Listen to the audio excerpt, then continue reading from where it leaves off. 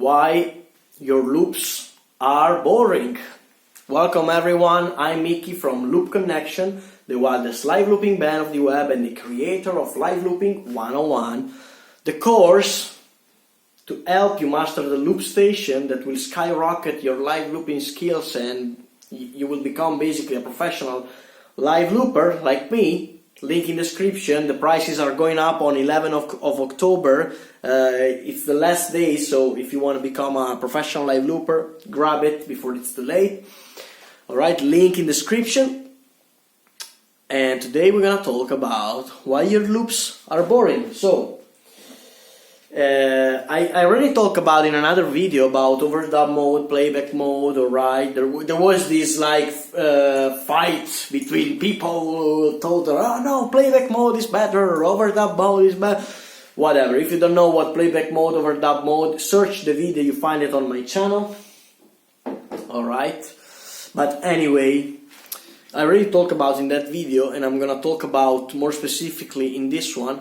Your loops are boring because you need to focus on producing a song with a loop station, which is not the same as producing a song normally. Because you know, when you listen to a song, right, famous song, whatever, Pink Floyd, You Will Lose in the News, alright, I got it in the back.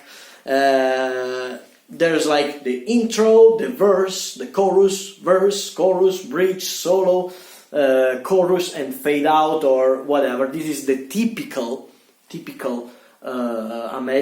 American structure of a song, alright, but you can't really do it with the loop station because you have the recording phase, alright. And so what the mistake the vast majority of people who use a loop station and makes your loops boring is that, alright, first phase, record all the parts together. I don't care the order, I'm gonna loop the guitar, the bass, the drums, the synths, whatever, or maybe I'm gonna do the opposite, I don't care. And then when I have all the full layers together, I start the song. And then I start the song and basically that happens that you have this phase of 2, 3, 4 minutes where basically the audience is like that and it's waiting because you're not entertaining, you're just recording and making you a backing track. That's really a mistake.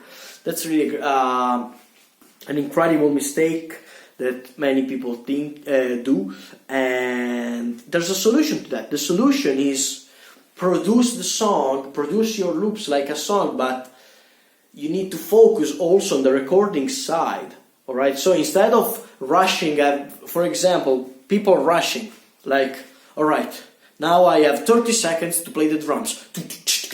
Let's put the guitar, and then the bass, and then the synths, and then, alright, let's play the song.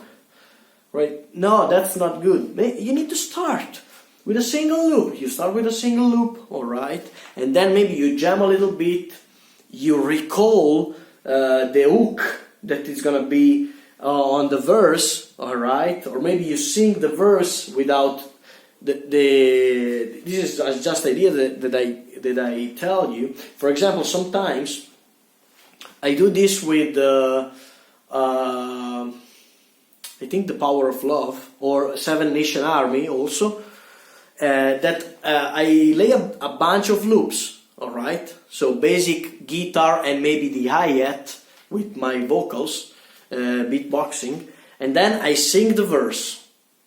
Alright, I sing the first verse, and so the people is saying, oh man, that's that song. And then after I sang that verse, what happens is I build a little bit, so I had the bass, I had the kick, and while I add layers on top of layers, maybe I have some little interlude where I'm adding I play some licks, and I'm making like a build-up thing, alright? Maybe it's gonna take also 5-6 minutes, but people is gonna be more entertained like that than rushing on creating the song.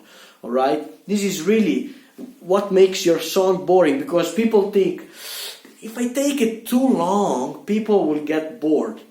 If you do it the wrong way, yes, but if you do it the right way and you put the elements together, alright, from the start, and you decide, alright, now it's because if you start from the bass and the drums, maybe it's gonna feel bored.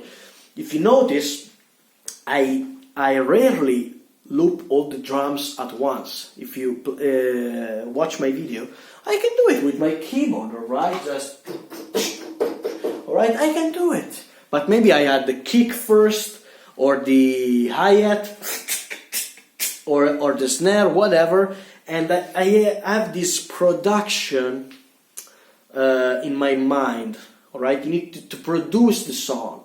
Live looping is not only about recording, it's also about producing, and that's the key. It's really the key of live looping. And so all this stuff are, you can find it on the course, alright, Live Looping 101, and you can check out my other videos. I have lots of tutorials, and you can check out my live stream so you can see basically how I create a song. And that's really it. That's why your loops are boring, because you're not really producing a song. You're not producing a song, you're just playing a song. It's not even if you're improvising, you need to think about what I need to add next to make the loop spicy from the beginning, and to not make the people bored. Right? You need to think about all this stuff. So this is my take on why your loops are boring, alright? And how to fix this. You need to start thinking, producing your loops, right? Even if you're improvising, alright? Professional live loopers know exactly what to add next, after layer after layer. And so that's it. If you want to learn it, there's the link in the description. Less days to start live looping. There's the fundamentals, there's more advanced stuff, alright, how to set up the gear, and then we dive also into secret tips that I use to loop better, to never fail the loop, to produce the loop in a good way. So link in the description, less days. Give a like, share with your friend. Let me know what you think in the comment, and see you guys in the next video. Link in the description. Thank you.